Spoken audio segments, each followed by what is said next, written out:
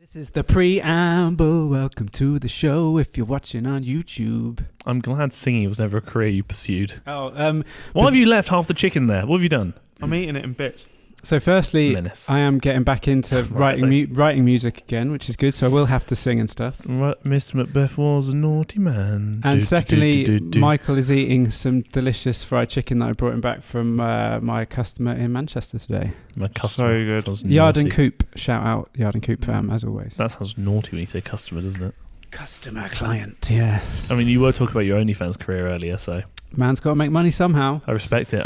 I'm all for it. Support it. Yeah, anyway, how are we? Good to see you both. I'm cold and it's miserable outside. I just took 2 layers off because I'm kind of hot right now. I've still got 3 on, you menace. Why are you so naked? I just run quite hot. Like, I'm a genuinely kind of warm...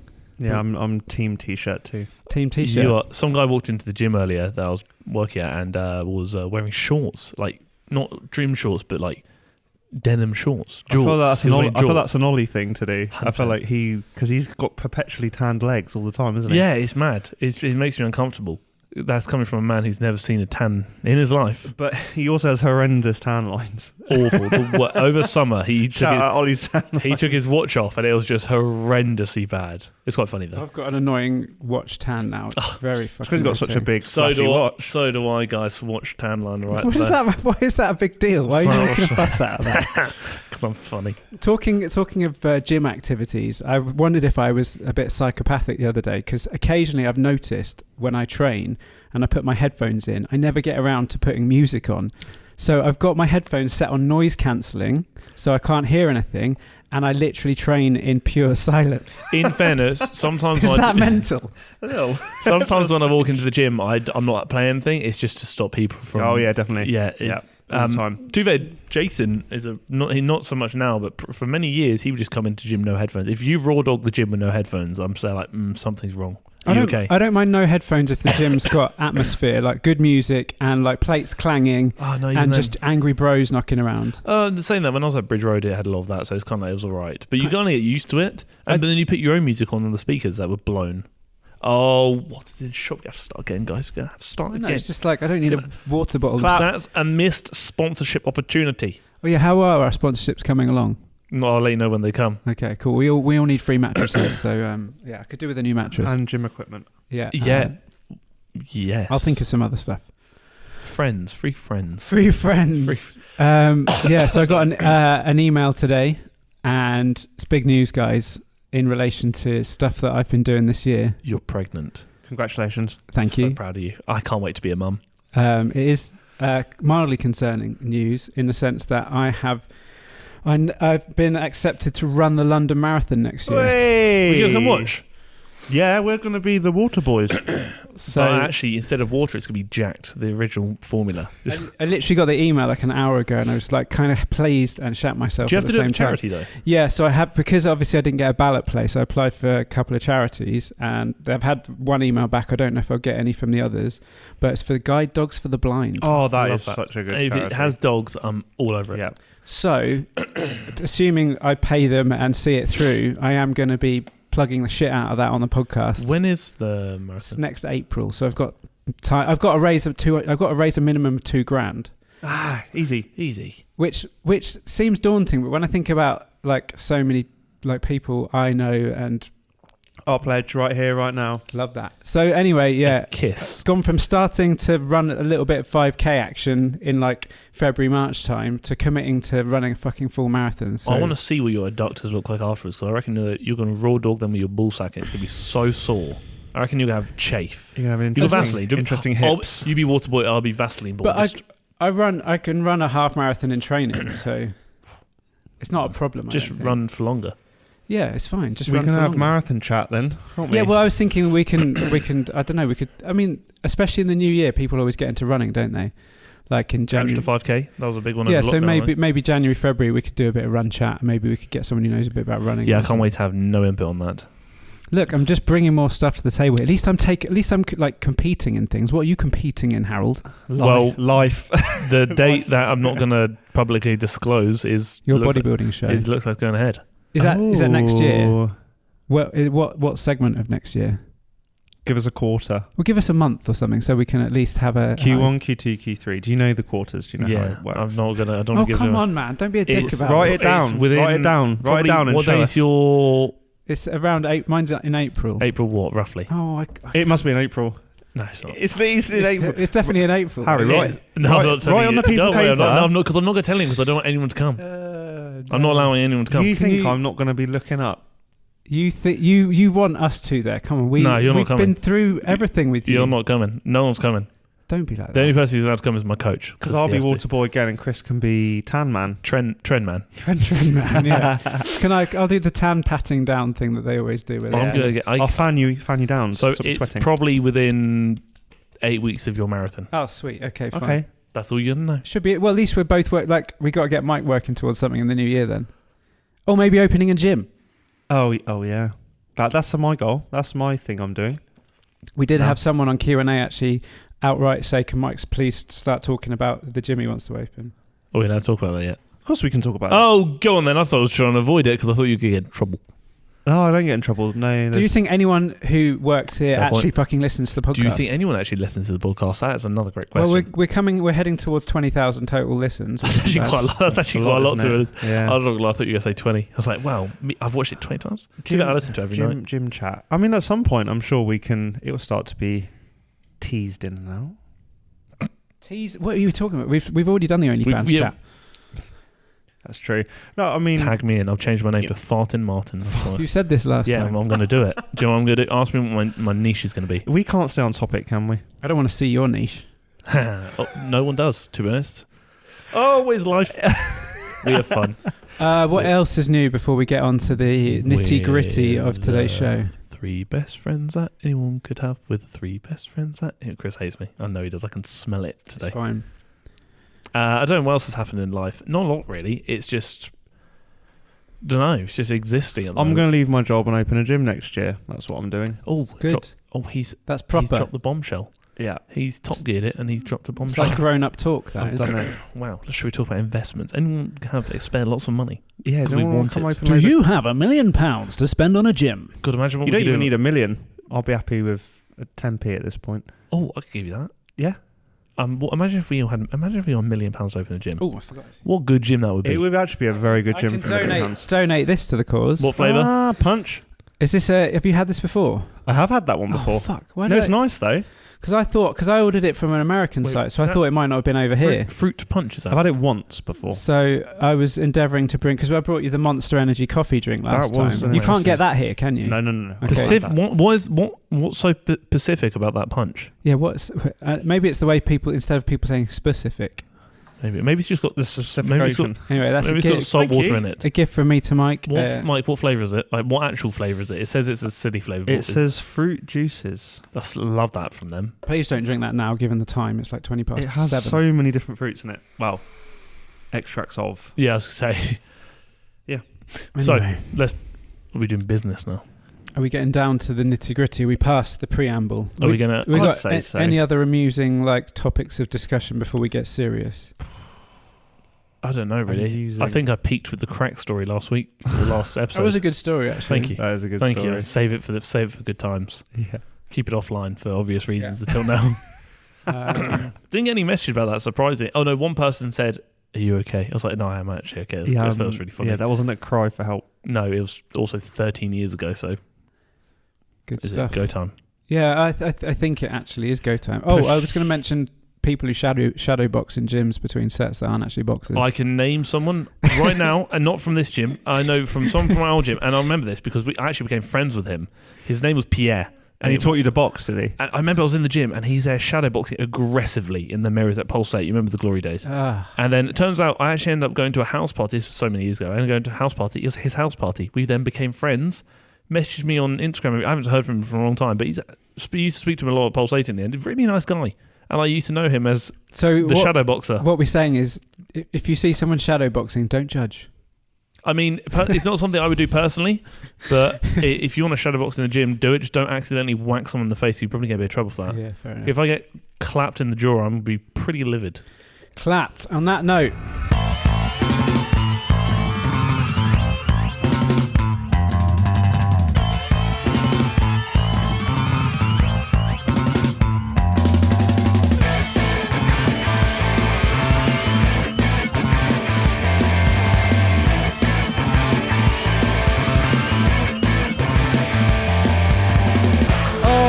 Good evening, everyone. Good evening, young men. I feel young really chaps. awkward when that's playing because I just sit here just existing. You know, like news presenters sit there Shuffling the going, papers. yeah.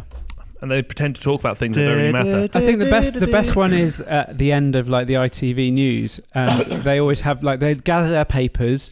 I saw another one like polish his glasses at the end of it and stuff, and then another one wrote something down on a piece of paper and then put his pen away in his pocket. And I thought, this is so pointless. Do you reckon there's like some kind of insider thing where it's a bit of a joke where they're like, see what random thing you can get away with this week? Well, where they just sat there, end of a thing, they're like, oh, yeah, very nice, yeah, very good. And milk, then bread. They turn around and they go, drawing a cock. It's a willy. I knew you were going to draw it's a cock. willy. Yeah. I'm very funny, thank you. Anyway, this is episode 17 of Pump Fiction, and we're all here and we're all together. Sadly. It's him, Michael Carter, it's him, Harry Moore, and it's him pointing at myself, Chris D. Fellows. In the third person. Oh, it's been a long day, chaps. It's been a long day. Is it? You've had a long day. You've been up and down. Yeah, you've been all over the country. I'm a busy man, but I'm still here committing. I wouldn't give up on this. Hashtag committed. I mean, we've been on a bit of a roll for the last episode. Third episode in correct sequence. Let's keep that running, shall we? And all done before I go away again on Sunday. You go away this Sunday? Yeah, we had this discussion already. I'm going away on Sunday. When are you back? 10 days after that, which means I'm back on the Wednesday morning, so then we can record the podcast the Thursday. Guess where I am that week? Where? In Turkey, remember? So I'm back on the 19th. Still on my own. So you're causing yet more hiatus. I told you this weeks ago, you penis. Aggressive. Well, that was quite aggressive. Very aggressive. I thought we were going to try and get a sneaky episode in next week, but I thought you were away. Look, I made sure I structured it to make sure... Basically, next episode off this one is coming out in 3 weeks or so. Forgive us. Fine. I mean, that's okay. We've alerted them to that fact. You're welcome. Maybe you could make a little best of using the first 10 episode season. But what if none of it's good? So it's just empty. I don't know if I want to hear it's that just again. 30 seconds of me talking about farting, Chris saying, I hate you talking about the toilet, and then Mike going, your ageism. Okay. abusing my age, yeah. Don't bring that up again. Anyway, It was, wasn't it, on the record? Just want to point that out. Today's show is a special edition bumper episode about one key subject, which is Harold. So it's Men's Mental Health Month. Obviously November. If I want to clarify, I can't grow a moustache or any facial hair, so that's not happening. But yeah, we're going to talk about some deep things. I think we should probably kind of chuck in a little pre-warning now, because we are going to get onto the topic of mental health and things that are probably going to get potentially quite dark and quite personal. I feel like a trigger warning is a fair shout just in case. So there will likely be elements of upsetting topics throughout this podcast. So if at any point you feel like this is not right for you right now, or you're not in the right state to have this conversation, listen to one of the older podcasts about fun and silly things. Bin us off and just say you're not worth my time, because we're probably not. Good stuff. Yeah, prioritize your mental health instead of listening to us waffle about ours. I'd like to preface this by saying that it's not like mental health awareness, I think, is vital, and I'm completely open to talking about it. However, I feel like totally like almost a newbie in talking about it, because I think that's part of the problem, in the sense that I haven't really had to sit down and talk about it with anyone. So although I feel like I'm a sensitive, open character who's happy to talk about their feelings and stuff, I've never had to kind of do it in a serious unpack it in a serious environment. So that's kind of why I kind of suggested this topic in general, because I feel like I think mental health is quite difficult to talk about at the best of times, because you're really showing your most vulnerable self to those around you, which no one really wants to do, especially in men, where it's particularly quite hard to speak about topics like this due to toxic masculinity, whatever else might be contributing. Therefore, I kind of figured having three men who thrive in a masculine environment, being the gym, sit there and speak about feelings and things that men typically wouldn't speak about, could be quite, hopefully, encouraging to furthering the conversation in the community. Yeah. We should always be facilitating furthering conversations. So we're going to get really uncomfortable and talk about some very horrible things. Okay, well, you can lead on that. Oh shit, don't do that. You're great at talking about really horrible things. I don't really... That is so rude. Maybe true. I don't really know where to start. I think ultimately, it's probably worth maybe just discussing our kind of just thoughts and opinions on the topic of mental health before maybe delving into personal experiences and sharing a bit about ourselves, if people are comfortable doing so. Yeah. Well, I mean, I'm obviously the eldest of the clan. Again, he pointed out, not I me. know, I don't care, but it's relevant. It's relevant to the evolution of this topic, I think. Remember that next time I make a comment, please. I'm using it in reference to the relevance of the topic, obviously. I'll note that down. Let's make a quick note of that. So historically, growing up for me, I mean, I'm 38, just to clarify. Yep, all right, write it down. Next to the penis, if you want. 48. 40. That was definitely a 4, wasn't it? Yeah, 48. No, 38. And I think ultimately, what signs that you would acknowledge now as relevant to mental health historically would have just been like they wouldn't associate with mental health issues. It would just be like brushed off essentially as like, I was just having a bit of a bad day, or I was probably just tired, or like I don't know. Are you hungry? There was no kind of space for, especially in men, to have that kind of like, I don't know, just to basically use it as an excuse for anything. Yeah.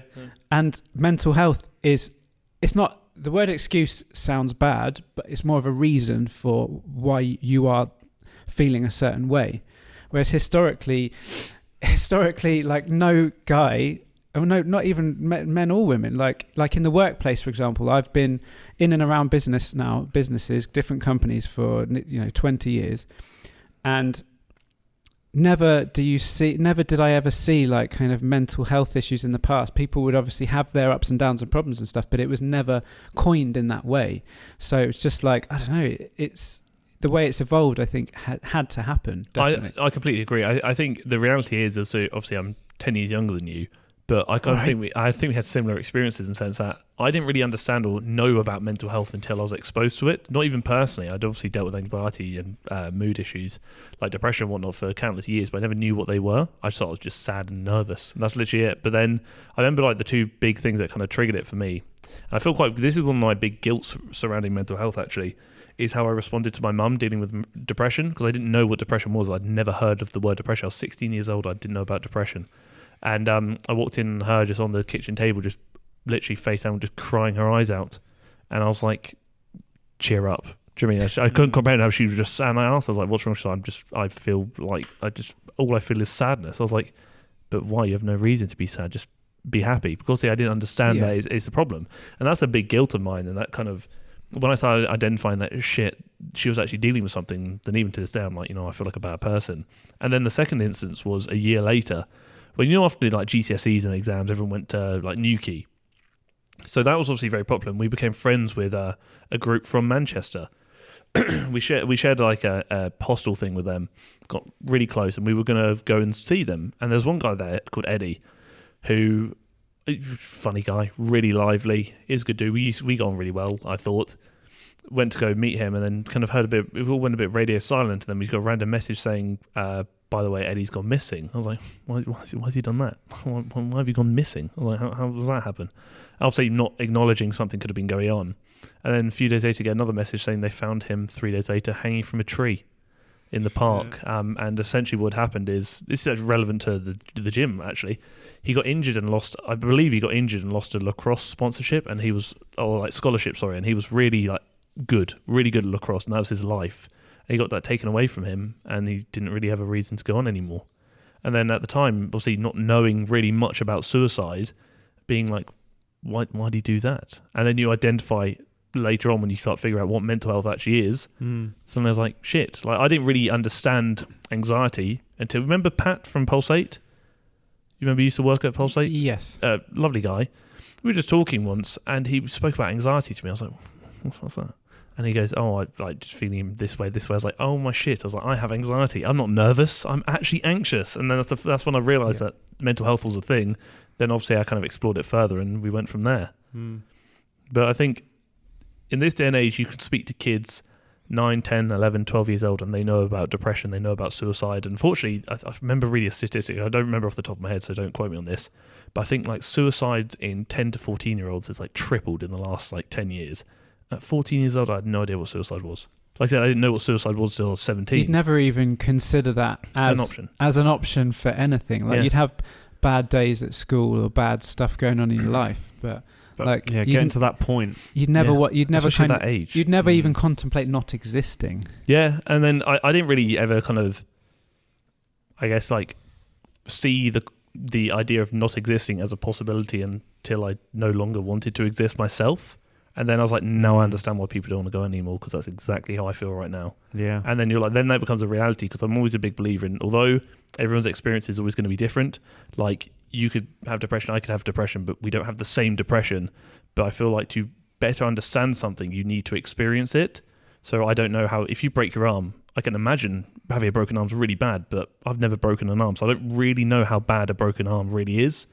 Whereas if I break my arm as well, I have a better idea, but your broken arm might be a bit different to mine. So although I can understand, I don't fully know. You can empathise. Yeah, absolutely. And relate. And I think that's one of the tricky things is I'm glad it's becoming more of a conversation, because I'm glad more people are being aware of it.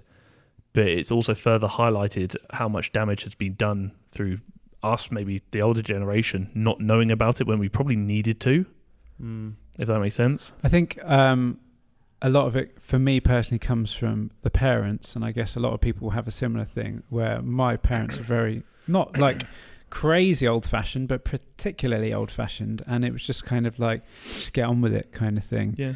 And I think it's quite common. And I think how how much love there is in a household will affect how you are dealing with feelings and emotions and stuff. Like, my parents would argue a lot when I was a kid, and just kind of that became a normal thing. Like, never like really, really bad or anything, but like just there wasn't, I don't know, we weren't a particularly sensitive bunch, and we still aren't. And that makes me like think it's probably like my mum always says she's surprised that me and my brother turned out the way we did, because like she considered us to be quite nice, well-rounded human beings and stuff, which is very nice. Yeah, you're okay. We're all right. But I think a lot of it can come from like that. That's probably why my perception of mental health and everything's only really developed in recent years, because like I never really grew up in a very emotional family environment, I suppose. I think I do think that the family environment has a massive contribution to mental health. So I feel like a lot of my issues probably largely stem from my family. I think it's incredible how the effect that how you're brought up as a child can very easily be linked to certain aspects of people's character. Yeah, I think ultimately it's a shame this conversation wasn't almost encouraged when I was young, because I feel like I probably could have benefited in just speaking to my friends. Like I've no issue talking about the podcast, which is something I've never actually aired online before, but I figured like it's just being honest. If anyone said, why do you say that? I'm literally just being honest. So one of the big like issues I always had, like obviously I don't speak to my dad anymore. I don't have contact with my dad anymore. If he listens to this, and tough shit, do you know what I mean? I'm just being honest. I cut contact off with him because he had such a negative impact on my mental health throughout many years of my life, and he also did a lot of things I wasn't happy with. Therefore, I've come to acknowledge that in my eyes, I don't have a dad anymore. It doesn't exist. I know I have a mum, and I only have a mum, which is when I speak about parents, I will speak about my mum, and I won't speak about my dad. And it all kind of started from when I was a kid. At 10 years old, I walked in and my dad's strangling his girlfriend, and I'm a bit like, shit. So my reaction was to grab a knife and try and stab him to save his girlfriend, because obviously I loved her to bits. I saw her as a second mum. And then I think from that, not being able to verbalize it and almost deeming that to be normal behavior, it then desensitized me to a lot of the other actions I saw my dad go through and perform, and the things he did which he shouldn't have done, but also made me feel like, well, I didn't speak about it then, I don't need to speak about it now.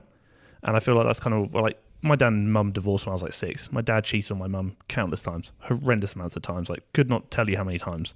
And he's done horrific things. But flip around, he also did, as a dad, he did some good things. I'm never going to take that away from him. Is that in a lot of cases when I needed something, or in certain instances, he would do what dads need to do, and he'd like be there and protect.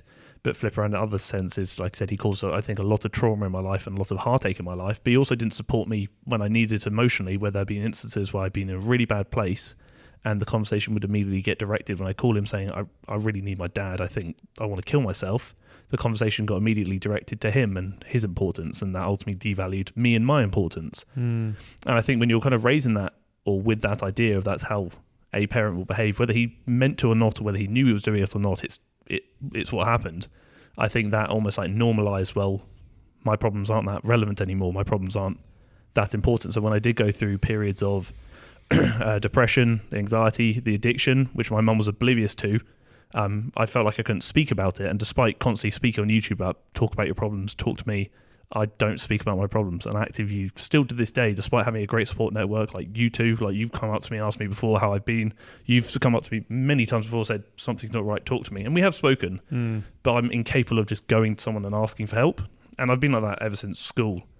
Like my mum didn't really acknowledge didn't know about the addiction until till I stumbled upstairs and passed out, and she walked in on me, passed out on the floor, in absolute state, and called the ambulance and took me into hospital. And then even then they didn't know about self-harm, and this was in November 2018.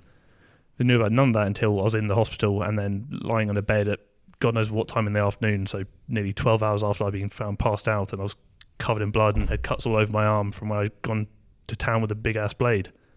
And then she was just like, shit, I didn't know anything about this. And then obviously when that happens, they bring in the crisis support team and all that stuff, and then immediately their kind of go-to there was, well, what can we do differently? And in that sense, like, I feel bad because it's like, I think that's probably one of the biggest contributing factors that almost slaughtered my kind of mum's confidence for a bit, because for 2 weeks I couldn't go to sleep on my own. Every time I went to bed, she'd stand in my doorway. And she'd come check on me. She could not sleep. She'd cry constantly because at one point she nearly, whether it was intentional or not, nearly lost her son. And then when that happened again at the start of the lockdown, she was in tears, floods of tears, when I accidentally overdosed on what I deemed to be OxyContin, but was actually, I think, fentanyl. Luckily I didn't tell her, because I wrote a message. I remember this because obviously I didn't mean to do it. I thought it was something else. Obviously I had a bit of a relapse after the addiction. And I wrote a big ass message saying, I'm really sorry. I didn't mean to. This was an accident. It was not your fault. It was not intentional. Please don't think it's your fault. And then passed out before I could send it, thankfully. Then woke up the next day just crying my eyes out, thinking, shit me, I thought I was dead. And I told her 6 months later, and she was bawled literally bawled on the table crying. I was so like, well, one impact I've had on your life, sorry. I was going to say, that must, it's one thing for what you've been through in order to get to that point, but then for you to have to now look at it from your mother's perspective must make it even harder for you to know that you've put someone through that. Yeah, I think I feel a massive amount of guilt, and that's almost like, it sounds really stupid and literally is completely illogical, but that's also a contributing factor as why I'm not very good at opening up about it, because I don't want her to know. Because although she wants to support me, but I've already put her through so much shit where she's nearly lost her son twice. Yeah. Imagine, I can't do that to her again. Like, even now that I still have episodes of self-harm, which are pretty obvious when I wear a T-shirt, and it blips. Shit happens, it's not that frequently, but shit happens. Do you feel like you don't want to burden people with your own shit, basically? Yeah, I think so. I'd rather be sounds stupid, but I'd rather be the helper than the one that needs to be helped. Because I feel like in a lot of cases, I can help myself quite comfortably. I think that's often a problem in that sometimes when your personality is associated with being the helpful one, the strong character who guides other people and gives advice and so on, you start questioning your own ability to do that if you start exposing your own weakness. Absolutely. But flip around, I also think it was quite it sounds really stupid, but I always kind of deemed mental health struggles as a privilege to an extent. Of going through the shit made me then better empathise for people who are also going through crap, made me better understand how it feels to go through that, but also made me identify almost a change in behaviours. So I think beforehand I might have been a bit more selfish. I've always had quite an embedded care for people, want to make sure, I hate people being sad, and I always want to make sure they're not sad and want to support people. But I think that further heightened it, because one of the things I remember kind of saying to myself after the initial addiction incident and an overdose incident was that the possibility of you dying before your parents is not really something you often consider. You always typically assume your parents are going to die first, which is I would say normal, for lack of a better term. Of course, yeah. But then also, because I then deemed that to not actually be a certainty, and there was actually an opportunity, especially in the headspace I was in, being very suicidal, that I might die before my mum. The big thing I wanted to do was then kind of further enhance my behaviours, so I could be whatever happens, if I do die before my mum, I just really want people to be able to say nice things to my mum at my funeral, because at least her last memory of me will be positive. It's such a bizarre thought process. It is, but it's also kind of carried me through today of when I behave a certain way. I've got to think. I kind of often think what about people will say about you when you do eventually. Yeah, I always think God forbid I go through another episode and God forbid the episode wins this time, or wins successfully, I should say. What would they say about me in my funeral if I behave that way? They say that about people forget what you did or what you had, and they remember how you made them feel. Yeah, and that's a really important. That's what I carry every day when I do the things and say the things I do. I think I want people to feel a certain way about me when I'm gone. The legacy I've left, whatever small or big legacy that is, I want to make sure people have enjoyed spending time with me. I haven't been a burden to them. Because that's something I was identifying with both of your stories. Like with my family, we grew up 4 people in a house, and I would say that's as much as defined us as a family. That my parents sat on opposite sofas, they didn't hold hands, like there was no affection in my house. And I think that's why it's been a bit of a joke really amongst my friends and ex-girlfriends as well, especially when it's like there's the thing I found really hard with is that you can close off so quickly. Like I can be so like when I'm done with something, it's literally just like done.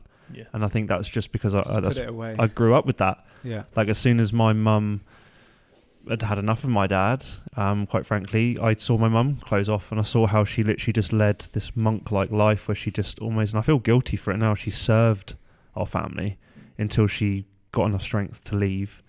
And you know, my relationship with my dad, he wouldn't mind me saying this, we have a very interesting relationship. We're more like friends more than I respect my dad. Like he's climbed out of the pit a few times himself, so I have respect for him that way. But I'm kind of at an age now where I don't know, I want to feel respected by him, and I think that chip on the shoulder has helped me accomplish what I have. And it definitely is why I always prefer being the underdog, because I've always had a point to prove. And I know that's something I'm definitely going to have to unpack as I get a bit older, or even now, potentially. It's a struggle that I deal with is I always feel like I'm not heard. I've always had to push that. I've always had to push my voice. I find it difficult sometimes to express how I feel because I was always overlooked. So I've always just kind of kept things to myself. And definitely pushing stuff down is my coping mechanism. I just plug forward and just go for it. I think my from personal experience, like I think my brother's the same. Like we're both very good at bottling stuff up. Yeah. And it just comes from the fact that whenever I have complained about stuff in life to my parent, mainly my mother, I don't bother talking. Like my parents are still together. We're still a close family and stuff. We're not an emotional family, as I said before. Like the only time, like my brother's very sensitive and stuff. We're not emotional, like in day-to-day life, but if he's had a few drinks, often he'll like soften up, and especially by the end of the night he's like it happens like maybe once a year he has a few too many drinks, and then like he's really like you know, yeah. I love you, all that sort of stuff, which is great. I mean, the fact that we can't do it more often is annoying, but that's just how we've been brought up. To hear it though is nice. Yeah, it is nice. Yeah, and it's always usually when we've had a few drinks that we get like that, because ultimately we've both been through that upbringing together and like mild frustration. Like I remember a couple of years ago, we were out and we'd had a few drinks and everything. My brother was like we don't really know our father. Like, although he's been there through our whole lives, like he created the business I run today, and like he's been like our boss. Like he's not anymore, but like he was like our boss and everything. Yeah. And it was kind of like a working relationship more than a family relationship. And it's just like, and like I could tell that like the frustration in my brother was like, you know, at some point we're gonna lose them. And I feel like we've never really got to know them. Like we're quite close with our mum. She messages us like on every day on WhatsApp and stuff. She's really communicative, and it's just mad when you really think about all these little signs that happen across the period of, you know, a few years or whatever. They all add up, don't they? And they start making you realize things. But again, bottling up things is a problem that I struggle with, because I'm always looked upon as someone who's in control. It's like, you know, like when I've got so many things to do, like even just to the point of I'm the one who's in control of this podcast setup, for example. I've always and then I've got a busy schedule and I've got all these things in my head and all that, and there's no point in me reaching out to anyone, because it's only me that understands how to get it all going and stuff. Yeah. So sometimes it's like that burden of responsibility, and that I get busier and busier, and all I can really do is just keep ploughing on.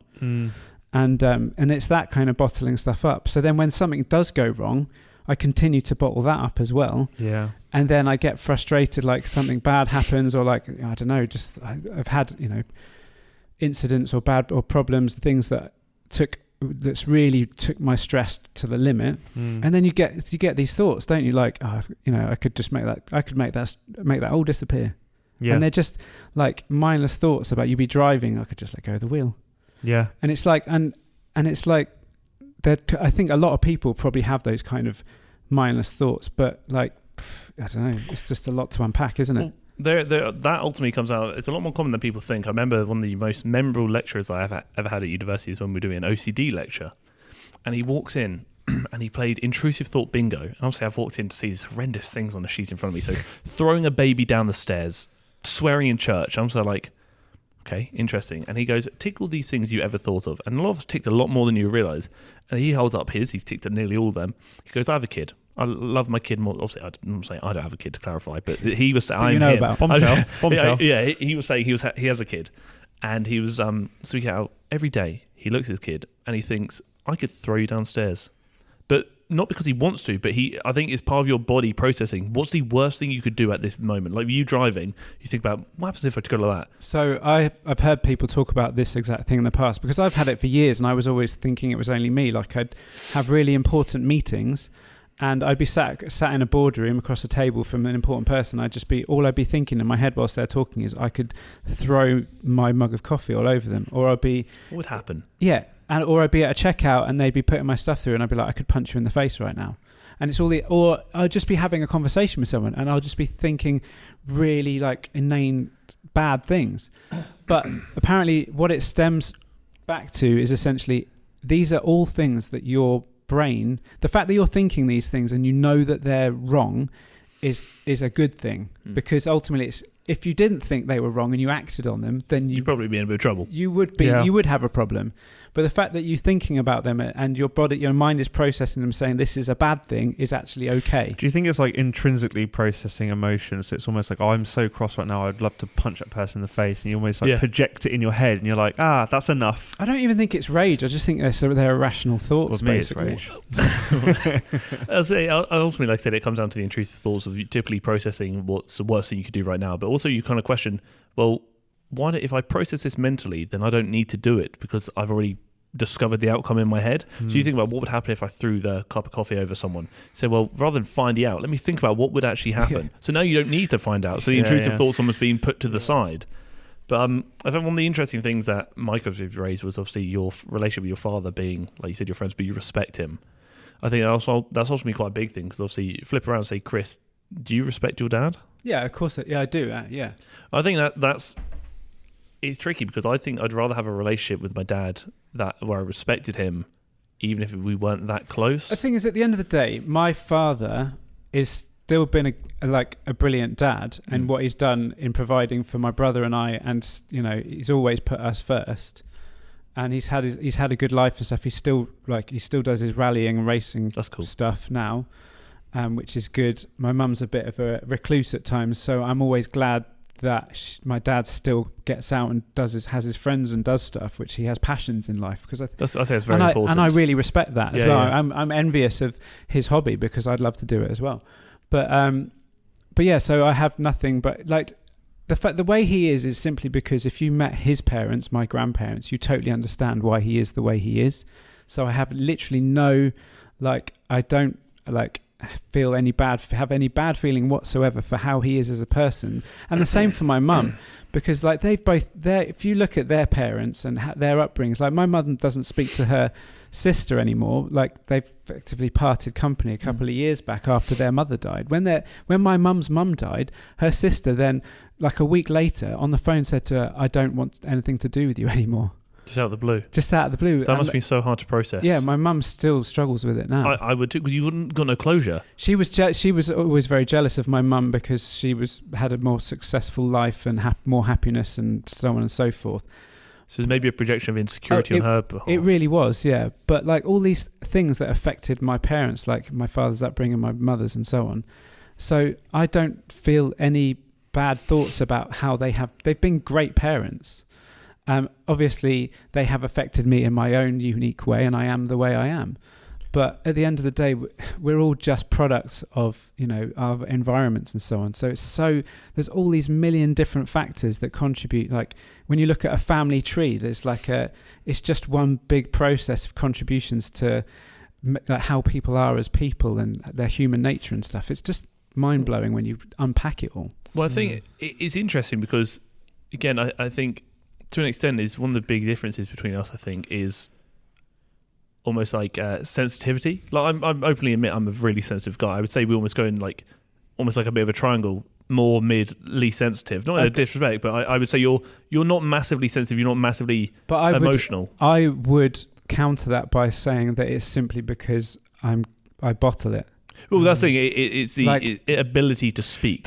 I'm the same as you. Like sometimes people look at me and say, "Oh, you're just very like straight down the line." And I know you bottle it because we've had conversations about pride, and then you'll say something. I'm like, "There we go. Yeah, we got something." My ability to try and make it appear like I've got my shit together is just so heightened after years of having to do that, and like I'm deeply insecure. Like the reason I go to the gym is because I'm insecure. Aren't we all? Yeah. So like, and the reason I like put so much effort into my appearance and, staying, trying, like after my music career stopped and everything, no longer feeling relevant and cool anymore, kind of has been hard. Well, to flip around is although you may not necessarily see yourself as relevant and cool, I do, in the sense that when I talk about... I see... I'm happy in saying, I'm sure Mike won't get upset at me saying this, when I think about fashion almost being cool, I deem you to be the cooler and more fashionable one of all three of us. 100%. That's such a superficial thing, though. But you say it's superficial, but in my eyes it stems beyond just how you look. It also stems into what you've achieved. So when I know what you... Because I've known you for 8 years now. Yeah. I know how hard you've worked. I know what you've achieved, and I still find that inspiring because when I think about like my work with TFNL, I always think about what are the two people I kind of work with. What are they achieving? I see Mike putting together gyms and building his own business. I'm like, I want to do something like that. He's inspired me. I look at you, who's already established something and has created a successful company that's busy. I think about what's about Chris's work ethic. I need to match his. Do you mean that way? I see it as almost like a means of taking a challenge from how inspiring I find you both. So although you may not see yourself as something, I can tell you from my perspective, I do. But then equally, I turn it around and say, look at what you've achieved with your YouTube and your personal development with your career and everything. You're only at the beginning of something, really. And I think I'm very, envious of the trajectory that you're on. I think it's great. Well, hopefully. I do appreciate that. Thank you. It's just, but that's the thing. Ultimately, the fact that we don't pat each other on the back more regularly just because it's not a man thing to do to kind of lift each other up, is it? Let's be honest. Because we don't do that. Well, it's competition. It's almost ingrained in us, isn't it? No, I would agree.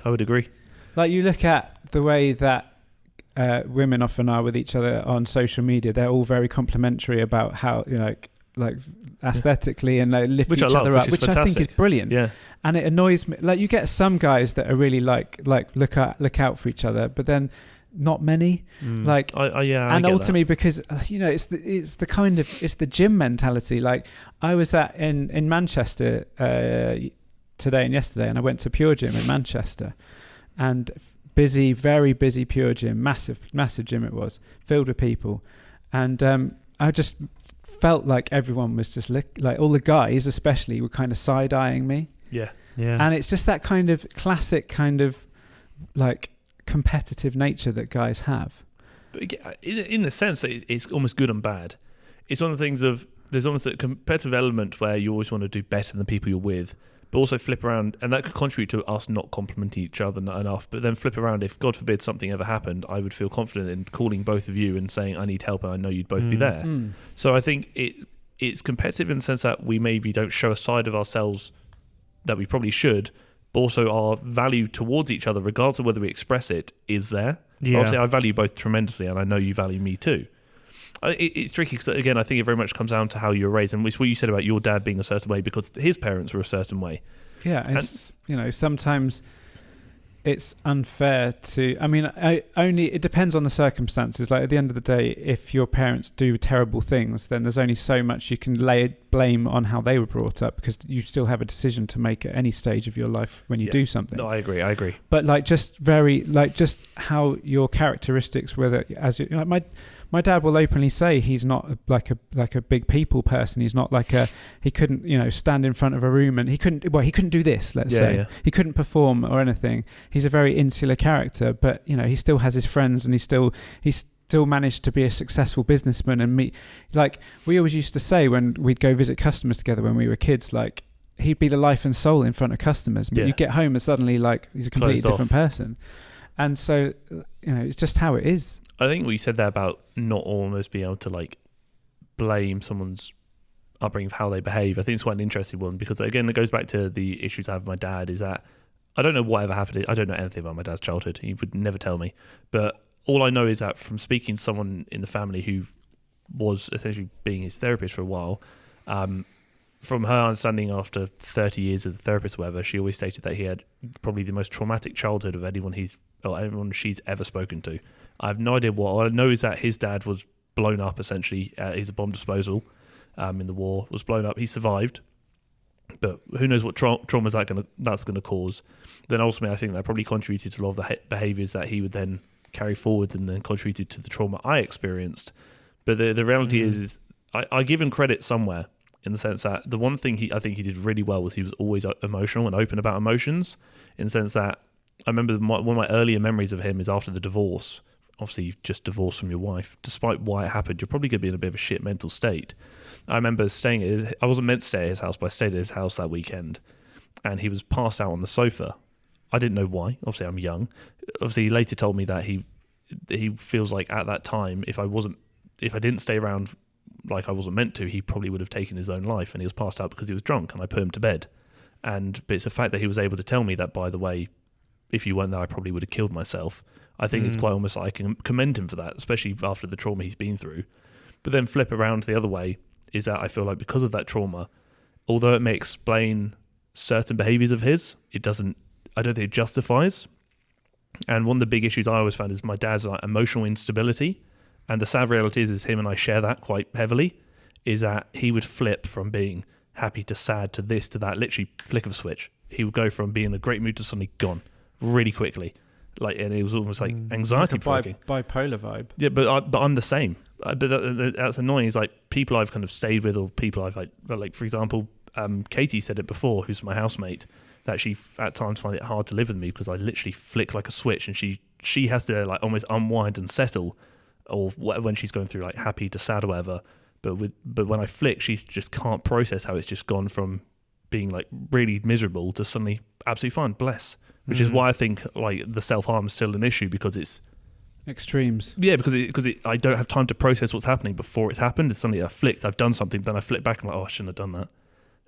Because it's so quick, I haven't processed like or thought about it. But no, it's interesting. I think the topic of mental health, despite maybe differences in upbringing, I think it's quite empowering that we're able to speak about things.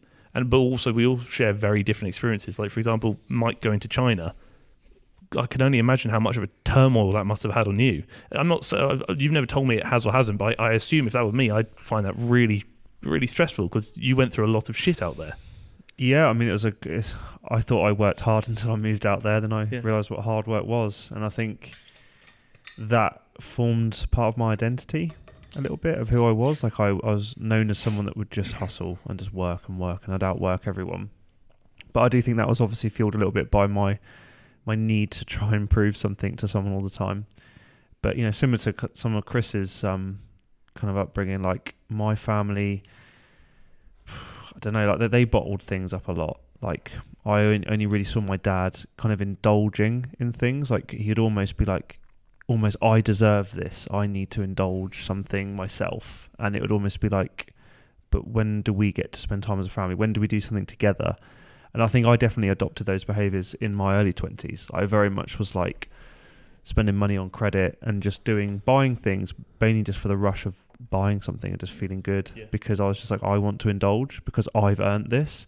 And it probably wasn't until I went to China and I thought, actually, I'm just going to work now. I'm going to get my head down and work. I'm not going to go around and splash money and just try and live a lifestyle that I actually can't afford. The fact that you went to a completely alien place to you meant that there was no need to keep those kind of those behavioralisms present, because there was no one there to experience them. You were suddenly on your own. Well, I don't need to do all this stuff anymore. I can, just get on with what I came here to do. Yeah, it was like every day was a constant exposure to like, this is your comfort zone, now you're going to step out of it, almost every day for nearly a year.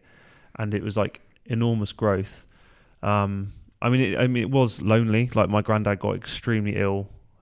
He's passed away now, sadly, a couple of years ago, but he was very ill when I was out there. And that was the first time I missed my family. I'd probably say that I rarely missed home at all growing up. Like, I actually enjoyed spending a lot of time on my own. Like, I didn't really, like I said, we were 4 people in the same house. We weren't really a family. So I used to actually enjoy spending time on my own. I still, to this day, enjoy spending a lot of time on my own because I know I have a family, and there's only 1 or 2 members of my family I'm actually close to. Like, I don't speak to my mum. Not because she's done anything wrong.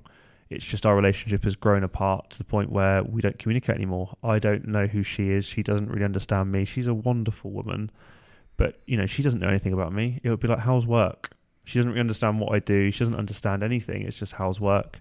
And I'll be honest with you, being an adult, I thought to myself, well, I make time out of my day to go spend time with these people. They don't really take an interest in what I do.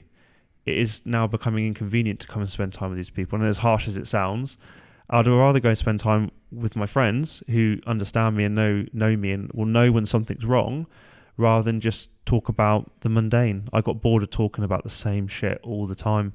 And then with my dad, it's kind of the opposite. My dad's always got something to talk about, to the point where he's always got something to say, and it always becomes a bit of a conversation where, you know, putting him on blast a little bit here, where it goes back to like him.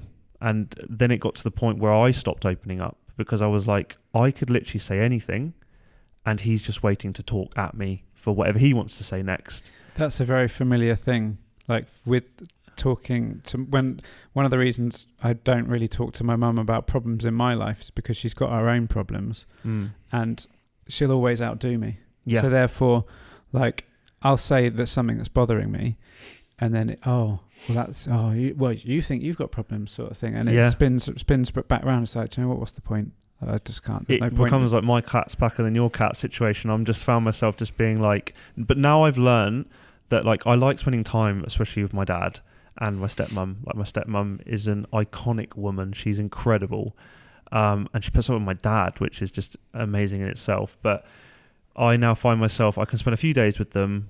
I do the pleasantries. I like to spend time with my stepmom. She's a successful businesswoman. She's an inspiration to me. She's a mentor in some way to me as well.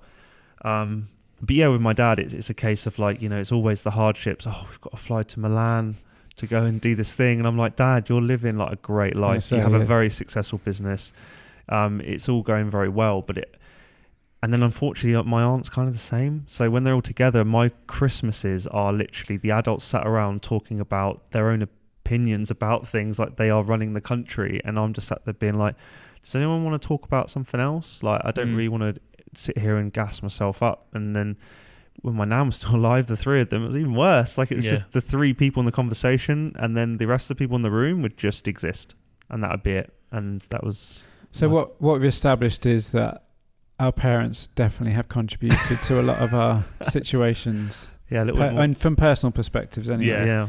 I think just quickly, just because I feel like it's unfair, I should say that a couple of years ago, when I was really kind of mentally struggling with stuff, like I was saying, talk to my brother about it, and he did talk to my mum about it. She did reach out to me and say, you know, you can talk to me. Because at the end of the day, you know she loves you. You know she cares. So, but I wanted to just highlight the fact that, yes, I have, you know, obviously said about my relationship with him, but now I think about it, there are times when they are still there for me ultimately, and I do feel blessed to have that.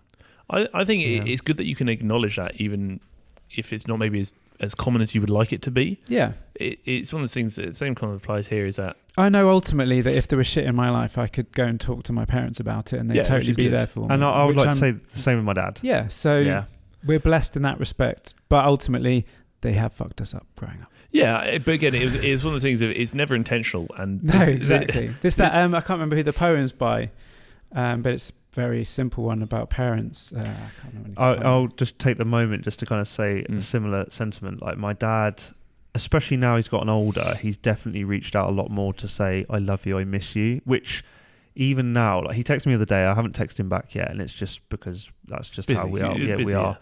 And, you know, he said, like, you know, I miss you, I've been thinking about you, it'd be nice to see you at Christmas, those kind of things. And like, my dad has gotten better at it, but where our relationship isn't very father-son, it is very much, he was always felt like my bank manager. Do you know what I mean? Like, the things that really hurt me about our relationship, you know, and I have kind of said this to him actually already, is when I really, really needed you, you just didn't step up. It wasn't like he did anything wrong. He wasn't selfish. It's almost like he didn't know how to step up. He just wasn't quite present. Yeah, and he didn't know just that he didn't know what I needed. And I felt like if he knew me better, he would have figured that out. But then in some cases, I feel like parents feel a little bit powerless because like they don't really have the answers. So therefore, they just avoid it. Yeah. I think there are a couple of like points I want to bring up. Do you have the poem thing? Yeah, first? the poem. We'll do yours first. I've got. It is just kind of like a tongue-in-cheek parental poem, but it is Philip Larkin. I thought it was. It's called "This Be the Verse," and it says, "They fuck you up, your mum and dad. They may not mean to, but they do. They fill you with the faults they had and add some extra just for you. But they were fucked up in their turn by fools in old-style hats and coats, who half the time were soppy, stern, and half at one another's throats. Man hands on misery to man. It deepens like a coastal shelf. Get out as early as you can and don't have any kids yourself." Interesting. Good reading, though. Yeah, nice good. reading of that. It was quite therapeutic. That was Key Stage Level 3 reading. Thanks, guys. Really good. But Philip Larkin's a good poet. He is. I do remember him, actually. It's one of those things of, despite how much damage parents may have caused, intentionally or not, a couple of things that come into it is, despite obviously my issues with my dad, how, like I said, I don't really see myself as having a dad anymore. I said this to my sister because she's still obviously in contact with him, and I kind of said this from the start. I said, despite me not having a dad anymore, if in the future he needed support because he was getting old and needed someone to look after him, I said I would still be there, regardless of me not seeing him as a dad right now. When he needs it, like be that to go into a home to look after him, I will still be bigger, there. right? Oh, definitely, yeah. The thing, because Definitely. if he's, God forbid, he's on his deathbed or something, I may not have contact with him for 20 years, but I will. If I get a call from my sister saying Dad needs you, I'll still turn up. And that's a promise I made to her. That's testament to you and your character ultimately. So, well, it's what you said. I think you say a lot as well. It's knowing kind of which hill to die on, sort of thing. Yeah, definitely. And it comes down to a couple of things I want to bring up. Is one of them's tolerating behaviours, and the other one's how exposure can influence our behaviours. And the first one being tolerating behaviours is this kind of. It's going to be a kind of, I guess, just a free conversation. When I decided to no longer speak to my dad, I had the conversation with my mum. I said, I'm done. I said, I've tried, I really have, and I've called it here. And my mum's response to me, she doesn't fully understand, but she's trying to, was, your dad's always been like this. His behaviours will never change. He will always be who he is. You just have to tolerate him as he is and accept that that's just who he is and love him for it. So then I flipped the question around to her. I said, Mum, when did you and Dad divorce? She said, 20-something years ago. I said, why did you divorce? Why didn't you tolerate him? And she goes, he cheated me, did this. I said, but Mum, that's just who Dad is. You have to, he's always been like that. You have to love his behaviours and tolerate his behaviours and love him for who he is. To which she obviously responded, fair enough, shut up. But I begs the question to you, both of you, because I have my thoughts on this. I'll share them later, but do you think just because someone is a parent or a family member, you have to tolerate their behaviours even if they're harmful to you? Because a lot of people struggle with that. I can't cut off my dad or my mum because they're my mum or dad. Like, do you think that's... I think it ultimately depends on the level of the harm it has on the person. Agreed. Ultimately, like, all the bad, I haven't really said very bad things about my parents other than the fact that, they are how they were, but don't really feel like at any stage they've had detriment to my mental health other than the fact that they've kind of just formed my own kind of how I carry myself, I suppose. It's like, sometimes they were, firm-handed because they were old school, but... I think that's normal for our generation, though. It's a generational thing. Not so much now, but I think back in the day, getting hit by your parents sadly was quite common. The smacking stick. Yeah. But yeah, so no, I guess it ultimately depends. There are levels to this, and therefore how it, if ultimately you can look inside yourself and say, I will be happier if I detach myself from that situation. A friend of mine changed their name and basically disowned their parents and their sister because of breakdown in relationship and a terrible upbringing. And they didn't do this until like they were late 20s. So, and I believe they had a close relationship with the sister, but ultimately it just clearly got to it came to a head, and this person just ultimately decided, I can't do this anymore. and walked away from their family, changed their surname, and basically declared, I'd have no family. It's interesting because that's something that's obviously not an abrupt behaviour. That they've probably thought about that for a long time. People that knew this person were obviously surprised by it, but ultimately it takes a lot of guts to do that. Agreed. I think they've had counselling subsequently, and I think hopefully they're on a path to where they want to be in life. But that also opens us up to talking about counselling in general, like how many people actually get counselling and I think if you look at other countries like America, everyone's got therapists and so on, it's pretty normal. But in this country, like, again, because of how we are as a nation of people, we kind of look down our noses on people that historically see it as a weakness to go to someone for psychological therapy of any sort, which is a real shame, because one of the first things you kind of said there about it's about how much someone hurts you sort of thing, which I thought was like a really mature and very sensible outlook on it, because I would very much align with what you said, going back to the initial topic of how much do you tolerate. Again, because I know I've had people message me saying my parents treat me like this, but I can't do anything because they're my parents. Well, at some point, just because they're your parents, if they're harming you to the point where it's unacceptable and you can't tolerate it, I think it's fair to say everyone has their limits, everyone has their boundaries. I think a lot of people will just extract themselves from the situation, whether they're not going to necessarily disown their family, they're just going to spend a lot less time with them and only see them very sparingly. Obviously, it depends on how old you are and whether you have to live with them. You don't obviously have to live with them. There's always other options, I assume. Yeah, well, hopefully. But there are levels to how much you take yourself away from a situation, I guess. So you'll have people that don't get on with their parents and they just don't talk to them or see them very often, and that's their way of dealing with it, I suppose. Oh, that's me. Yeah, I was going to say, that sounds like someone I know. That's me. I haven't disowned them. I love my parents. Of course, and like the same as what you said, that if they needed me, you'd be there. 100%. I'd be there for them, 100%. But ultimately, you're not in a hurry to spend time with them. No. And I think they know that now. And I just think it's one of those things where it's just unspoken. I think my mum understands, like, my life has moved on. Like, my mum's remarried now. Like, she's got a new life and I'm happy for her. That's good. Like, and I was actually happy when my parents divorced, because it was fairly obvious for a number of years they weren't happy. But a lot of married couples aren't. One of my best friends, for example, he says his parents say, I love you as a friend, but I don't love you any more than that. And they sleep in separate rooms, but they stay together because it's company, it's companionship. Yeah. And my parents were like, we stayed together for you. I mean, my brother were like, we didn't want you to. Yeah, literally. I was like, I'd rather you to be divorced and happy than together and miserable. Yeah. My parents like berate each other still to this day, but then my dad will go away for a weekend rallying in Belgium or somewhere, and my mum will like message saying, "Oh, the house feels really lonely." Yeah, and it would. It's still companionship at the end of the day. Well, the thing is, I guess obviously Chris touched on therapy, but I kind of want to, before we go into that topic, which will probably be the last big topic of today, I want to get Mike's opinion. What I asked about is how much do you think you should tolerate before you take action when it comes to like behaviours of parents or whatever? Do you think just because someone's a family member, you should accept them as who they are for the rest of your life, or do you feel like there is a cut-off point where at one point you say, you're now harming me too much, I can step away from this? What are your thoughts on that?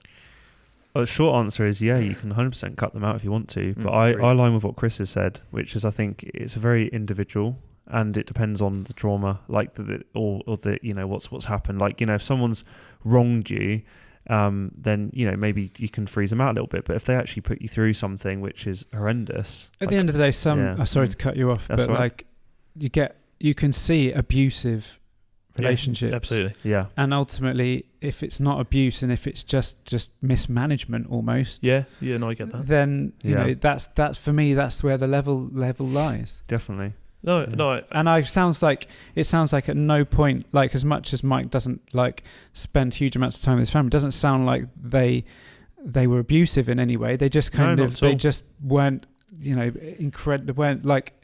It's like an elephant was in the room, and we all needed to address, like, guys, we don't get on, do we? Well, no, they weren't really present enough. That's how I felt. It's not even not getting on. It's just like no one's really making an effort here. Let's be honest. Yeah, and we didn't get on really. We didn't really know each other. Like, me and my brother were very close until we got into our teens, and then we just drifted apart. And then I went to uni, and that was kind of, for me, that was actually probably the nail in the coffin. You start your new life almost. Yeah, like, and I went away, and my parents were very excited and very proud of me, and then I just found myself like, I don't miss them. And then I felt guilty about that. And then I stopped feeling guilty about it. And now I get to a point where at 32, if I don't want to spend time with someone, I don't spend time with them. Which I think is really mature. I've had to do that with friendships. Even, in recent years, I've had to basically end friendships because I didn't feel like it was a fair two-way exchange. So I had to call time on friendships because it's like, this isn't working for me, and it's making me sad and stuff. So I've always been one of these people who gives 100% to a friendship, and I get, if it's not coming back the other way, then I feel like it's having a negative impact. And I understand everyone has their own lives and so on, but you have to sometimes be able to walk away from something that's not having a positive impact on your life. Because I'm bringing all this, I'm trying to bring positivity to other people's lives, and then if it's just being absorbed and nothing's coming back, then that stems from like family life and so on. I'm the same. Like I actually go, despite everyone thinking sometimes I'm very closed off, I actually go 100% into a friendship, and then now as I get older, I pull back quicker. So if I notice that, hang on a minute, this person is literally making zero effort here, I don't need to be surrounded by people that don't want to spend time with me. That's fine. Everyone doesn't have to like me. That's okay as well. But I definitely want to spend more time with people that do, and find those people quickly and kind of invest in those relationships. I was quite lucky myself with growing up with my brother and everything, because we formed the band together when I was like 16. He's 4 years older than me. And he included me in that. My brother's always included me in his life throughout growing up, which is unusual because sometimes it's almost a burden normally. But he always included me growing up, and therefore I was part of the music career trajectory that we had together for 10 years. We then ran the business. We still run the business together now. We still have the same group of friends and everything. So he's been a constant in my life, and I'm very lucky to have that. So, we're all lucky in different ways, I suppose, or unlucky as the case may be. So sometimes you do have to take a step back and look at some of the positives that surround you, I guess. Absolutely. I think it's interesting how, although we may have different maybe approaches and kind of levels of sensitivity or sensitivity or openness, we all have very similar values and beliefs regarding tolerance of behaviours, etc., which I think is quite interesting. Yeah, and I think as well, I've definitely gotten better as I've gotten older at being less selfish and being like, what's the other person going through? Like now, I don't have such a visceral reaction when someone quote unquote wrongs me. My first initial thought is, why? Are they okay? Are they maybe having a bad day? And I do find myself saying that to more and more people when they come to me and say, this is really annoying, this is really pissing off, this person acted like a prick. I'm like, have you considered maybe they're going through something as well? Not to invalidate that, you shouldn't feel wronged, but, let's contextualize it a bit. And then actually you find out that when you talk to the person, it's like, I just came in, I just literally got off a call with someone that just pissed me off, and I just came through, and you were the first person, you just got the full front of it. Yeah, in the firing line. And then actually, now that I've calmed down, I'm sorry. And actually, instead of you then going around and getting all cross about it, that person says sorry, and then all of a sudden, you're like, oh, great, actually, there wasn't a problem, and do you want to talk about it? Yeah. I think, no, it's definitely interesting. I think the last...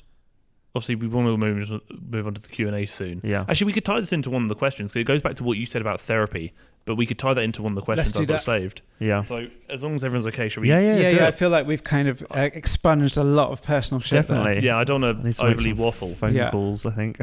So I got three kind of questions. I'll try not to keep them too long. Let's keep them brief. But this goes on to what you said about therapy, and I want to give my thoughts and opinions on therapy as well from this. It says, Lucy asks, what stops men going to therapy? So I think it would be wise if we all give our opinion on that, but then we can also go on to what you spoke about regarding therapy. It's the stigma. Yeah. It's just quite simple. It's a stigma attached to it. And I feel like ultimately right now what we're doing, this is therapy in a sense.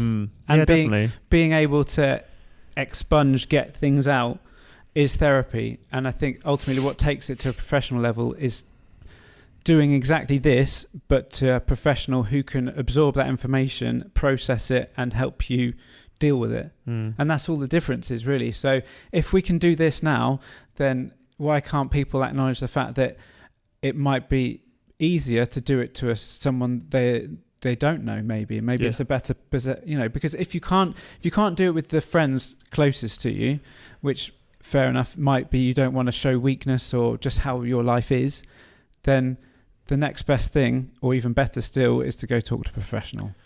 I think like therapy is something I went to therapy the first time when I was like 5 or 6 years old. Last time I went to therapy was beginning of last year for the rehab stuff. But I think therapy can be really helpful. In fairness to me, a lot of the times I went to therapists, it wasn't that helpful because I think I was almost responsible for a lot of my own feelings. Not in the sense that I didn't think wrong, but I was the one who could really make a change, which I was not. I was expecting them to make the change for me, which you can't. But I think one of the big things therapists can do is they can help you understand. Is that one of the things I found, like just an example, was being almost desensitized to trauma. So there'd be instances like without trying to be too graphic, where I've seen people cut themselves quite severely and quite drastic, hospital worthy, in front of me during like a breakdown. And I remember asking my therapist once although it's obviously upsetting, why did that not traumatize me? Why did that not do something? Why did that not do whatever? And he said, well, you almost get desensitized to it, but it does better allow you to then handle the situation in more of a composed manner.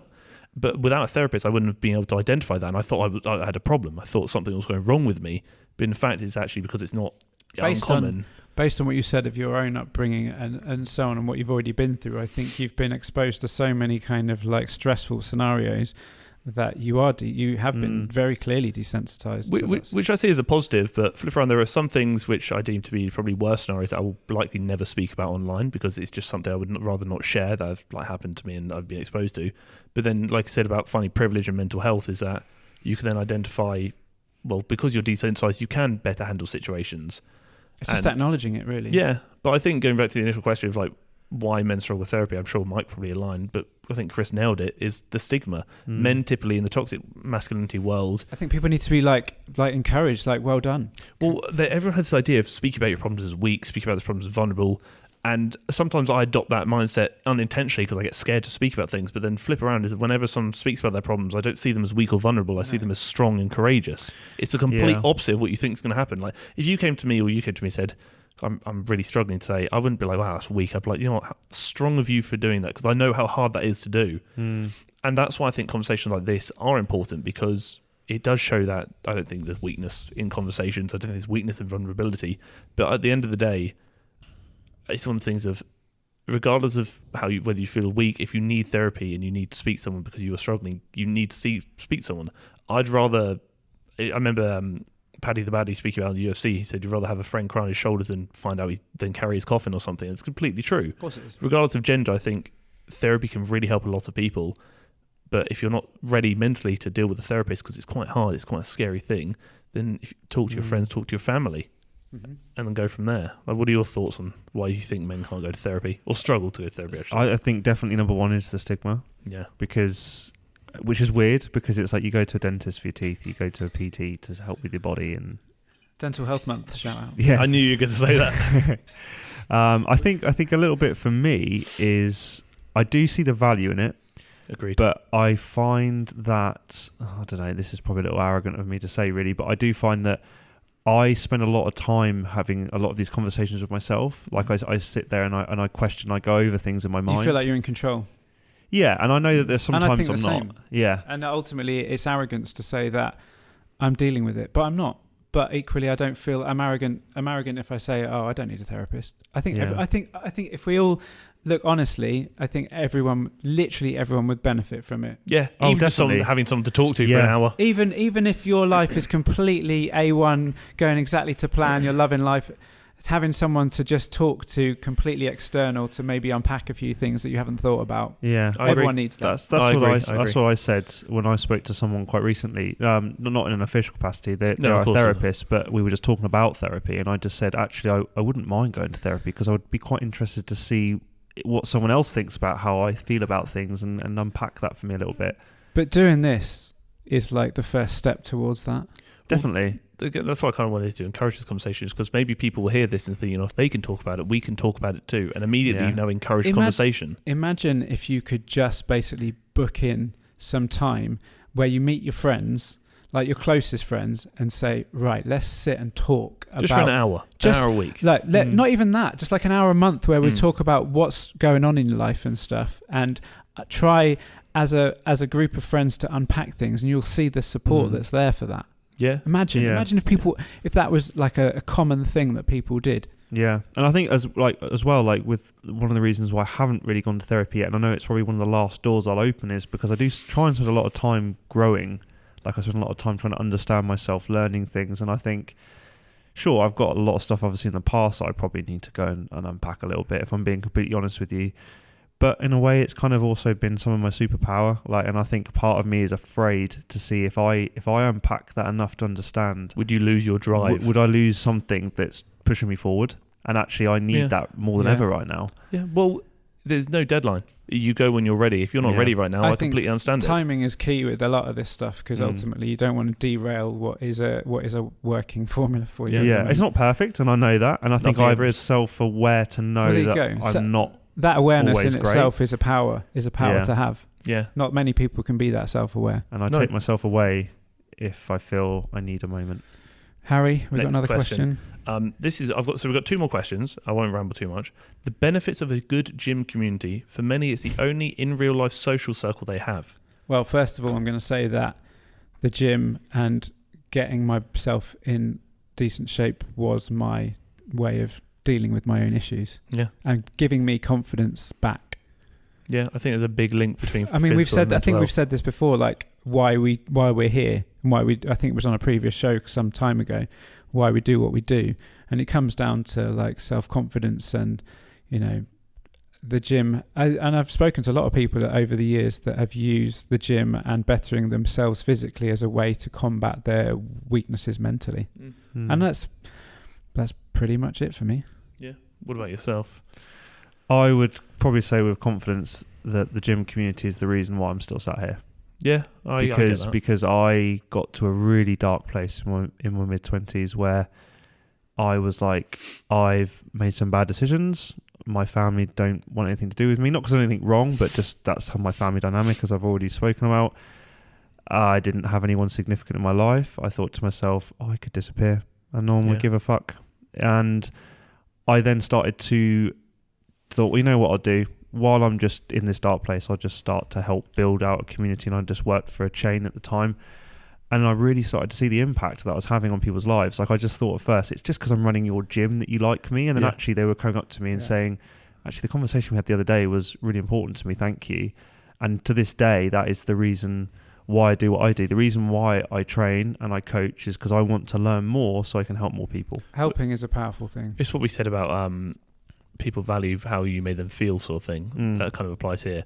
I think, I align with that in the sense that I think the gym could be a saviour for a lot of people. Granted, it could be a cause of a lot of issues for a lot of people. I understand, acknowledge that. But for same sort of thing, I think the gym has always been a consistent element of my life where, regardless of how shit I feel, and regardless of how, like, even during periods of wanting and very much contemplating and suicide for however many years that went on, the gym was still there. But regardless of how I felt so out of control regarding my mental state and my happiness, or actually my sadness, I should say, the one thing I always had control over was the gym. I could choose. It's control. Yeah, and I like being in control. That was the same for me, control. And I think, like, I decided to kick the medication and start working towards binning the addiction in the gym. I was in the pulsate squat rack, and I thought to myself, I can't go on like this. At the time, I just lost my girlfriend due to the drugs, and because she couldn't handle it, understandably. It's a lot to deal with.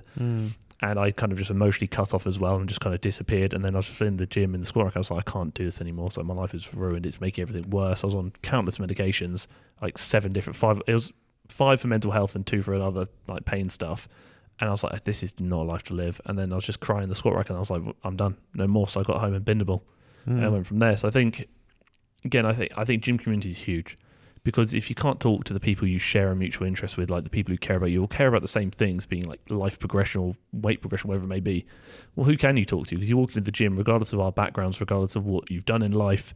Commonality. You're here because you want to do something for yourself. And I will always respect that. Whether we train differently or whether you train I deem to be incorrectly, whatever it may be, I will still respect that you are actively making the effort to do something that makes you better.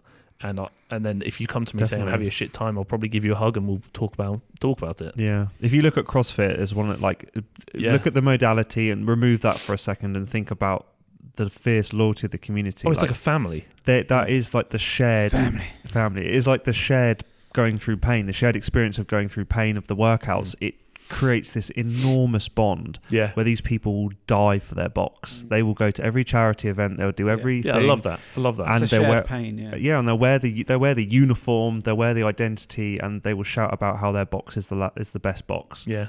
And that's one thing that I think CrossFit has definitely brought into fitness a lot more now, is because bodybuilding was just that subculture. And now that we have fitness communities everywhere, all of them look a bit different, but they are important. And I think if you can find one that you align with, keep it close, because it can get you through a lot. It's got me through a lot. It still does. I agree. Last one. Mm-hmm. Yeah. Okay. So the last question is, again, I feel like I should probably. Where is it? How to find your own purpose rather than being stuck in routine. I think it's more like finding purpose is quite a big one. We obviously. I think we could do a whole show on that. I think if we had to summarize it in like 15 seconds each. So say the question again. So how to find your own purpose, we should say. How to find purpose. Your own purpose. I think purpose comes from happiness. Yeah. So finding purpose comes from, like, it's a bit like how I turned hobbies into career paths. And a hobby is ultimately something that makes you happy. But that happiness then turns that hobby into a passion. And then that passion is a powerful thing. And passion can give you purpose. Agreed. So, yeah, I think passion drives purpose. And that's like to be truly passionate about something, or to be good at something, is a brilliant thing.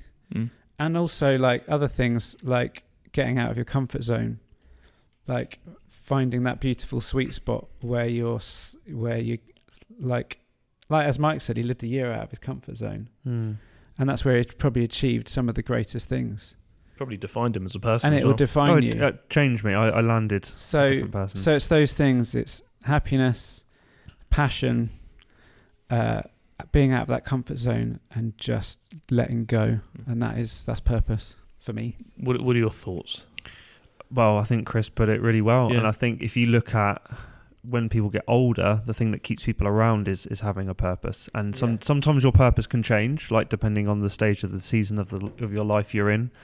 But yeah, I think finding something that motivates you, like a mission. It doesn't have to be anything massive. It can just be something you want. I've had so many different purposes in my lifetime, whether it be the music, whether it be the gym, whether it be business, and it just shows your purpose, as you just said, can change. It does, because you change. And it can evolve, and you change, and that's the beauty of it, is you can repurpose yourself at any point. And I think it's something that gives back to you as much as you put into it. And like what that can look like is very different for different people. Like your purpose could be to provide for your family, and then what you get back from that is seeing how happy your family is, or something like that. Or your purpose could be to be the best in something, and then what that gives back to you is maybe if you want something like, status or recognition or something. I think a purpose.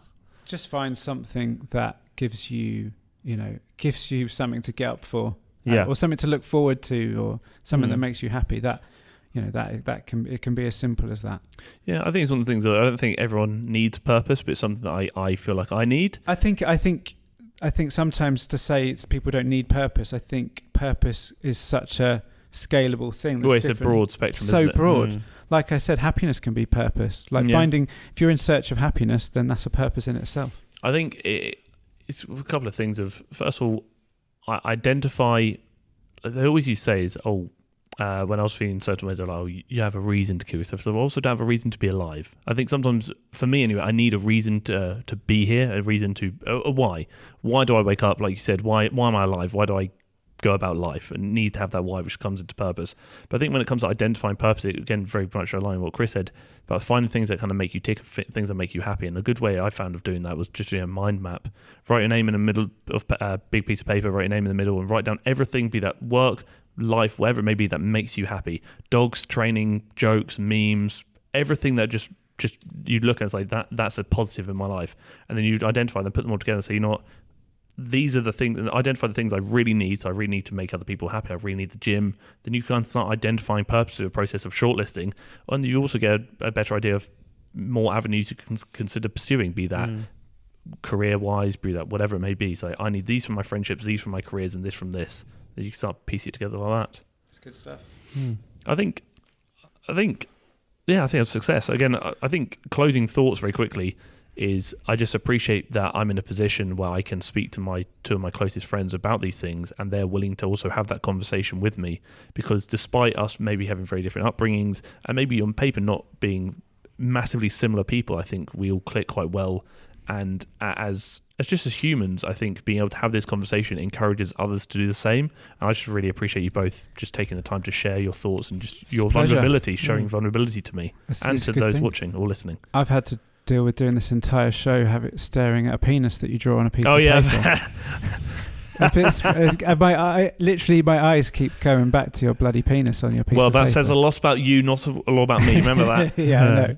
But it has been an honour to have this discussion with you both, and I think it's what a great subject to do for an entire podcast. Yeah, definitely, I agree. I think again, goes without saying, if anyone is ever struggling with anything or just wants to vent or talk about anything, either message any of us directly or either message the podcast Instagram or message any of us privately. We're always happy and encourage conversation. You can always contact us via Pump Fiction Pod on Instagram. Also, the link in our bio on there will allow you to submit anything you want to say on our form on there as well, and we'd love as much contribution of any sort, whether it be uplifting or question, abusive in my case, whatever you want. But this it's been very good indeed. Very good. Yeah, we just encourage the conversation. If you ever feel a certain way, don't ever feel like you don't have friends to talk to, because you always have us and we are your friends. Yes, we are your friends. And on that note, I'm going to say thank you and good night. And someone's just opened the door. Hey, man.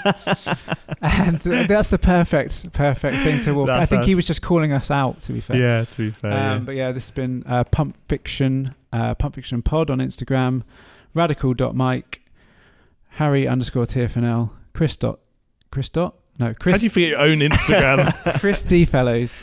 Chris D. Thank you for listening. Say good night, everyone. Good night, everyone. We're going to hug it out now. Bye. See you later. See you.